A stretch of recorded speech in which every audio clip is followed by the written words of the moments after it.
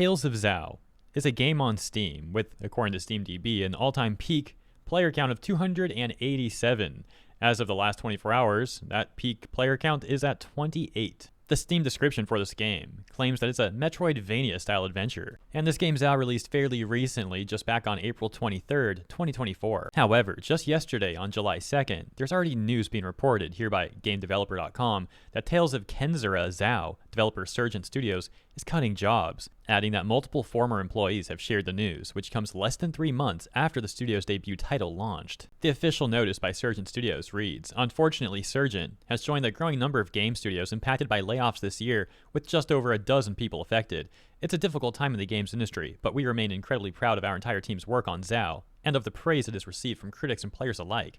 Our focus now is on supporting those affected, continuing our work on Zhao, and looking to the future with our next creative projects." Now, while it's true that it's been a difficult time in the industry, and I did make a video months back extensively covering various reasons why, it is affecting the AAA side of things more than the indie scene. And I think it's an unwise move for this game company to just blame the current state of the industry, when there's probably some things that they could have done a bit different. For example, it became public news that they had apparently worked with Sweet Baby Inc. on this game. Now, while SBI is unlikely to be fully at fault for this game's poor sales, it is absolutely something that should be taken note of, because SBI's got a growing list of recent games that they have been associated with, that they've been hired to consult on, etc., where those games have ended up being complete flops. In some of the more extreme situations, the game companies have actually gone out of business. Furthermore, parts of their budget, which may have been rather limited, seemingly went towards paying for that negative consultation. And when many gamers became aware of Zhao's affiliation with SBI, they stated that they wouldn't buy Zhao because of it. Now, some odd people on social media who enjoy bootlicking for corrupt and bigoted consultation firms, while those people claim that they'd buy the game just to spite the gamers who dislike SBI. However, given how Zhao had a peak player count of around 250,